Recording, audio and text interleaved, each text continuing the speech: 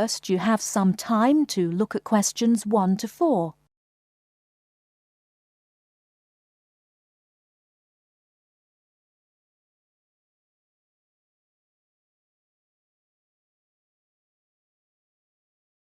Listen carefully and answer questions 1 to 4. Good afternoon. I have with me in the studio today Dr. Stephen Phillips, author of the new book Silver Lining, which is an investigation into UFOs. Now, Dr. Phillips, can you tell us a little about your book? Yes, certainly. Over the last 12 years, I've become increasingly interested in the subject of UFOs, and this book is a compilation of all the sightings I've heard about, together with evidence. You see, so many people are convinced that there is life on other planets that I thought I would do some research myself. And what did you find? Are we alone in the universe? You sound skeptical. Well, you'll have to buy the book to find out my personal conclusion, but I can tell you this. There are a lot of sightings in a number of different countries, and the surprising fact that I have found is that despite never having met each other, a great number of these witnesses describe an almost identical object.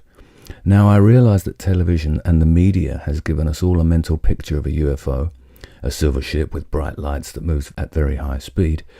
What interested me was that in all the eyewitness accounts I heard, people gave very precise and detailed descriptions that varied only slightly. Reports from America, Europe, even Asia, all share a significant number of similarities. Interesting. Tell me, have you been able to see any evidence yourself? Well, no. My aim in writing this book was not really to present my own opinion, but to gather all the information available and collate it into a kind of reference guide. Personally, I don't have anything much to add apart from the conclusions that I've drawn from the accounts I've heard. I understand that there is a strong body of opinion that claims there is hard evidence that is being suppressed by the American government. Could you comment on that?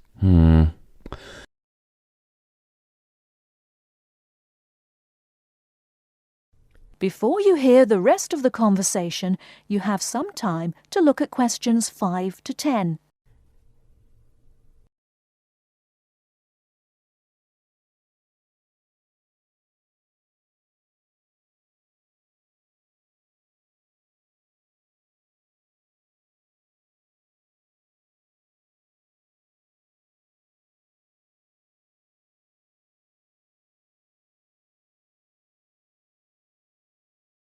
Now listen and answer questions 5 to 10. Personally, I don't have anything much to add apart from the conclusions that I've drawn from the accounts I've heard. I understand that there is a strong body of opinion that claims there is hard evidence that is being suppressed by the American government. Could you comment on that? The second chapter of my book actually talks about a place in America that has often been in the media, Area 51. Area 51? Yes, it's a military base in New Mexico. In 1947, a man called McBrazel claimed... Sorry, who? McBrazel. That's M-A-C, capital B, R-A-Z-E-L. Anyway, McBrazel claimed to have found pieces of an alien spacecraft on his farm in Roswell. Now, many people believe that this was true and that the government of the time took the debris. Since that time, they have denied all knowledge of any such find, and accounts by the many leading experts at the time dismissed the claim, believing that McBrazel had actually found pieces of a higher altitude weather balloon that had disintegrated. Now, the lack of information combined with the large number of conspiracy theorists means that no useful scientific conclusion can be drawn, but I have found out one or two surprising details. Again, you'll have to buy the book if you want to find out more. Okay. Now, I understand that an overwhelming majority of UFO sightings occurred in America. Do you find that in any way relevant? Well, as I mentioned before, there are a large number of conspiracy theorists, and the popularity of science fiction programs in America could lead you to suspect that these sightings may be nothing more than an overactive imagination. However, I have found that there are a number of other factors that determine UFO sightings. In Northern Europe, the number of reports is very low, whereas in Southern Europe, where there is more open space, less light pollution, and generally clearer skies, the number of sightings increases.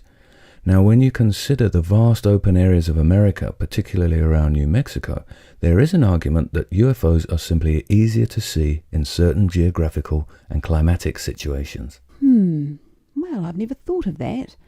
If I could ask you one final question, Dr. Phillips, what about alien abduction? Well, I don't really cover that in my book. You see, I was looking to present facts from which people could draw their own conclusions. With these reported abductions, I've found them to be very unreliable. Well, thank you very much for your time. Before we finish, I'd just like to add that Silver Lining is available at all leading bookstores, priced at £19.99. Until next week, goodbye. That is the end of part 1. You now have half a minute to check your answers.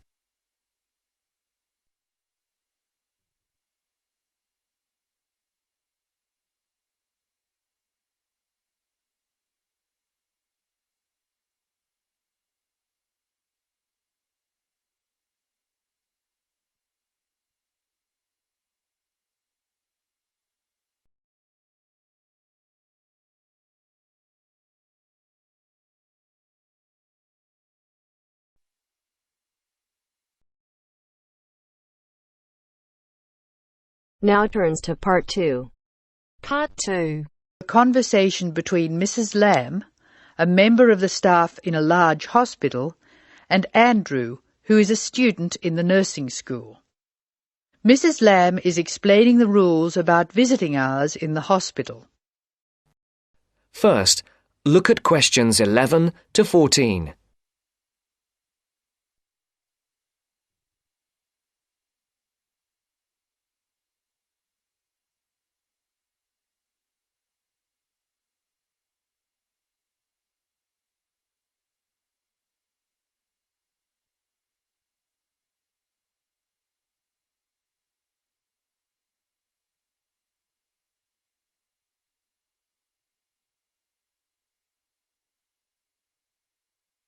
Listen carefully. Hello, Andrew. I believe you want to know about visiting hours. Yes, I do, Mrs. Lamb. I have to fill this form out, and I'd like to have some idea why the different parts of the hospital have different times for visiting. I see. Well, let's start with an obvious one. Intensive care. People in intensive care are very sick indeed, and for that reason, we say that visitors can come between 6 a.m. and midnight. I can understand that. At the other end of the scale, our maternity patients are usually quite well, but we restrict their visiting hours from 8 a.m. to 8 p.m. We find they get very tired if we permit visitors all the time. I see. What about the surgical wards? The doctors prefer to do their rounds early in surgical, so visiting hours are 9 a.m. to 9 p.m. Surgical patients are often on very heavy painkillers, and they aren't really very good company for their visitors. But surely the visitors come to cheer up the patient, not the other way round. Of course. And often the visitors are able to help the patient a lot. That's why we allow visitors all day, the full 24 hours in the emergency ward. They help comfort the patient while they're waiting to be diagnosed. Of course, it's not just everyone who can visit a sick patient. People in intensive care can only be visited by their immediate family. What's more, we only allow 2 people in at any time. We let children of the immediate family in to visit people in intensive care, but we don't like to do it. It's very hard on the children, and it may distress the patient. However, if the patient asks for the child, and the family agrees, that's okay. What about children in maternity? Of course we let them in. They're very pleased to see their mothers. The rule in maternity is everyone may visit, up to 6 people at a time. The maternity ward is quite sociable after all. The surgical ward must be different. It is indeed. We don't allow children in the surgical ward because of the danger of infection. And as you know, we restrict the hours. There are a lot of procedures which must be carried out on surgical patients, and we only let 2 visitors come in at a time. And in emergency, people are allowed to visit all the time? Oh yes, we rely on patients' relatives to be there for them, and we permit everyone to visit the emergency department at all hours. However, we restrict it to 3 visitors for each patient. Otherwise, the room just gets totally crowded. Before the broadcast continues, look at questions 15 to 20.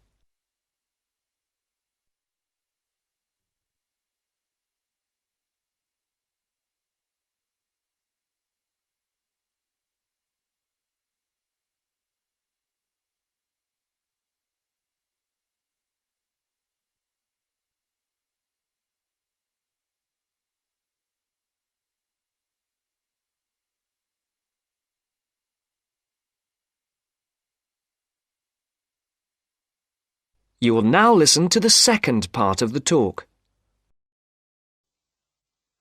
Now I have your schedule for the next week's observation sessions. Are you ready? Yes. Where do I start? On Monday, you'll be in male surgical in the morning and in female surgical in the afternoon. You'll be following Dr. Shea on her rounds. Thank you.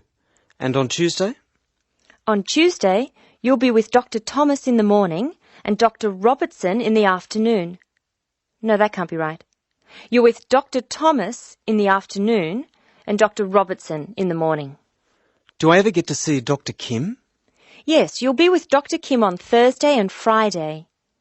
She'll take you through the children's ward and through our new teenage ward for 12 to 15-year-olds. Great. I've read a lot about that new ward. Will I see the schoolroom? Maybe another time. And what will I do on Wednesday? On Wednesday, you'll join the other students for lectures. You'll be in the Redmore lecture room between 8 and 10 a.m. and later between 2 and 3 p.m. Thank you. Do you know how big my class is? The intake this term is 200 first-year students. I'm pleased to say about 1/3 are men, which is good. Nursing used to be an almost entirely female occupation. I know. My father trained as a nurse, and he was considered very unusual.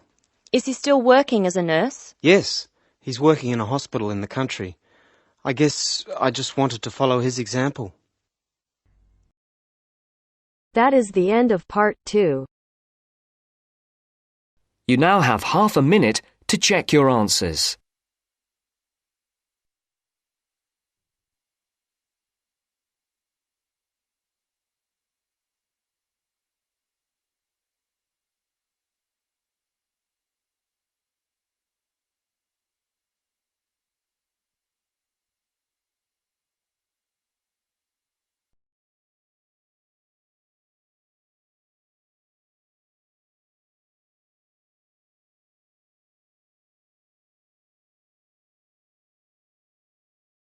Now turns to part 3. Part 3. You are going to listen to a radio programme about buying a house. First, you have some time to look at questions 21 to 25.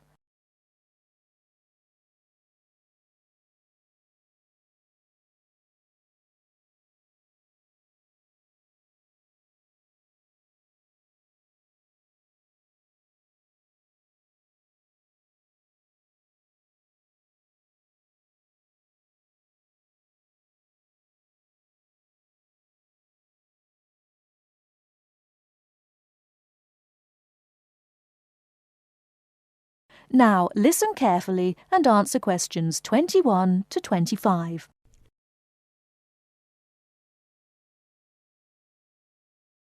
Good afternoon, listeners. Today, I'd like to welcome Edward Fox, who is going to talk to us today about buying a house. Edward.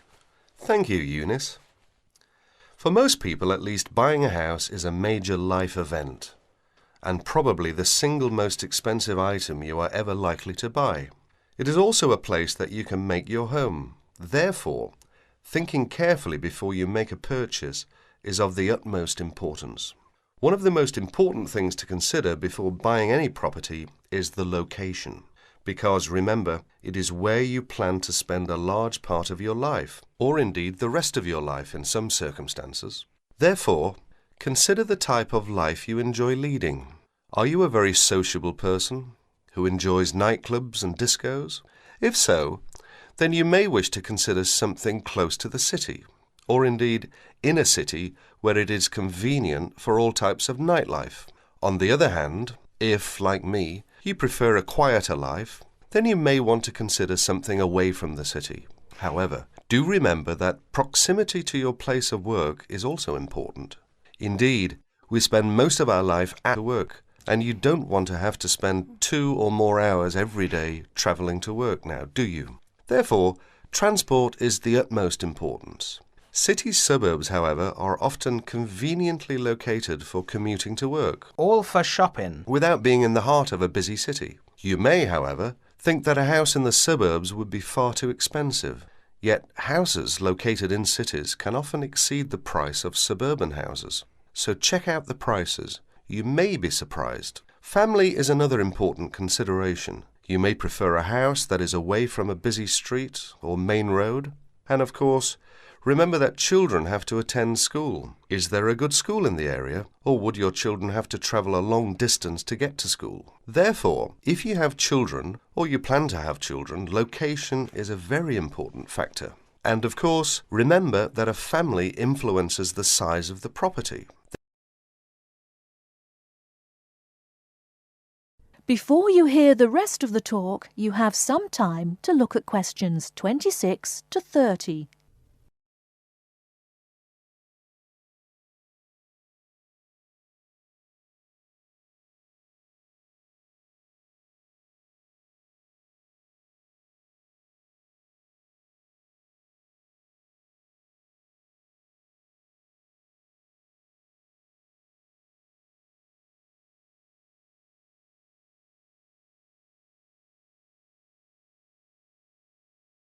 Now listen and answer questions 26 to 30.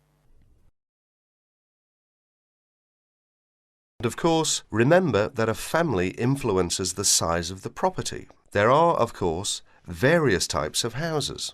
There are detached houses which stand alone and are not joined by to another building. Then there are semi-detached houses, which, incidentally, are the most common, and for good reason. Because they are less expensive than detached houses, this is because they are, in fact, 2 houses joined together, and therefore take up less space. And finally, there are townhouses, which are many houses joined together to form a long row. But don't think that townhouses are less expensive than semi-detached houses. They rarely are. This is because they are usually built in cities where the prices of property is very expensive indeed. The age of property is another consideration. If you're considering buying an old house, beware. You may be faced with expensive repairs and renovation bills. So have the house thoroughly checked by a professional surveyor before you decide to buy. But then again, there are things you can look for yourself. Things such as the condition of the woodwork, especially doors and windows that can be expensive to replace.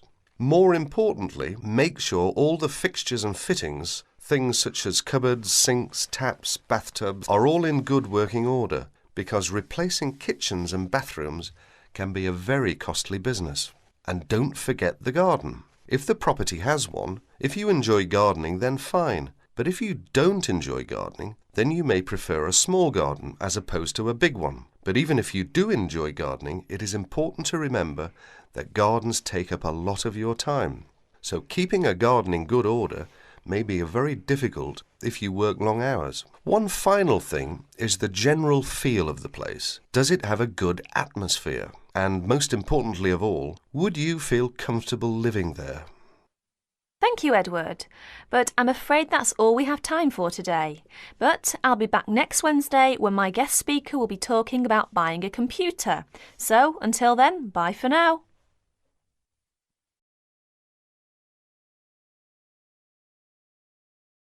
That is the end of part 3.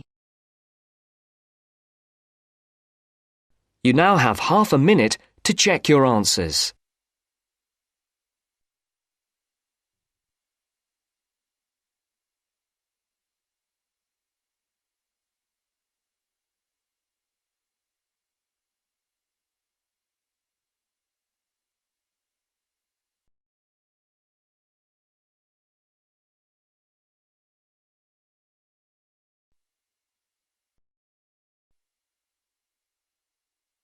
Now turns to part 4.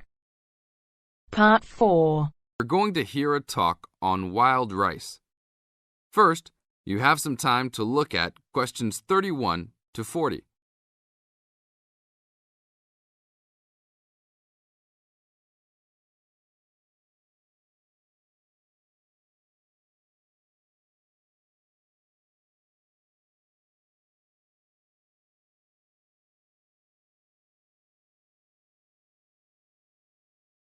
Now listen to the tape and answer the questions. Good morning. Today we'd like to talk about wild rice. Contrary to what many people believe, wild rice is not rice at all, but a grass.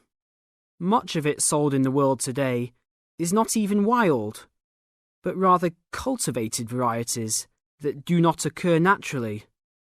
Wild rice is really an annual aquatic seed found mostly in the upper freshwater lakes of Canada, Michigan, Wisconsin, and Minnesota in North America.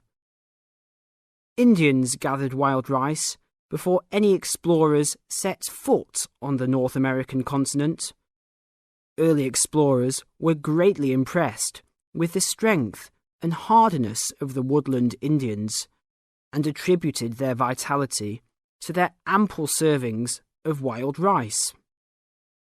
Wild rice can grow in water as shallow as 3 or 4 feet along marshes and muddy waters. A tall plant, it grows to a height of 8 to 10 feet, with a long flower cluster that reminds one of a narrow broom. The grains in their husks on the tall stalk look somewhat like oats. Truly wild rice is a challenging crop to grow, even today. It's very susceptible to failure due to weather conditions. If a heavy windstorm comes along just before harvesting, the seeds can be blown into the water, ruining an entire crop. Harvesting at just the right time becomes a matter of beating the birds to it, since wild rice is considered a delicacy by many birds living in the area. Other challenges include insects, disease, poor drainage, and high waters. If the grains are too green, they are difficult to thresh or beat out of their husks. If left on the plant too long, even a few days too long, they fall off the plant into the water. Airboats have brought about recent improvements in commercial harvesting of the wild rice, while newer techniques for parching, winnowing, and hulling have been a help in saving time and labour. Still, it takes about 3 pounds of grass seed to yield 1 pound of wild rice.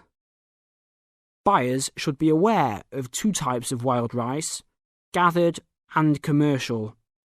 Foraged or hand-harvested wild rice is gradually being pushed out of the market by hybrid commercial varieties. Hand-harvested wild rice makes up less than 20% of the market today. Heirloom varieties of this foraged grain still exist. In fact, it is the only heirloom grain sold commercially. However, package labels can be deceiving. Though the label may read Indian harvested or organic, the product may be hybridized wild rice placed in freshwater lakes and gathered by Indians in airboats. Hand-harvested, organic, and from the Great Lakes region is the real thing, with superior flavour and aroma, but it may be difficult to find. Though wild rice is one of the most expensive grains, it goes a long way. Some say that 1 pound of the grain can feed 30 people. To compensate for its high cost, try combining wild rice, half and half, with brown rice. For a truly colourful presentation, try 1/3 of each: white rice, brown rice, and wild rice. That is the end of part 4.